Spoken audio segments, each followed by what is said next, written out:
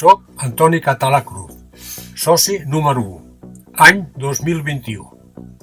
Fa 36 anys, davant la proliferació de marxes, el club va començar la seva primera marxa cicloturista, de 10, que es van celebrar fins l'any 1995. Sota la presidència del meu pare, l'Antoni Català Costa, durant l'any 1984 es van preparar l'organització, buscant col·laboradors i patrocinadors.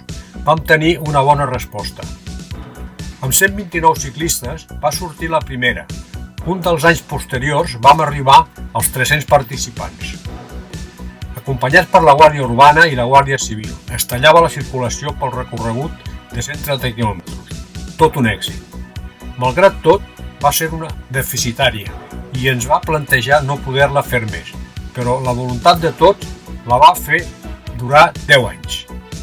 Aquesta filmació domèstica i altres que aniran sortint estan muntades per al meu gendre, el Pablo Carvajal, també soci del nostre club, al que agraïm la seva col·laboració perquè tots els puguem veure i quedi en el record i en la hemeroteca del nostre club.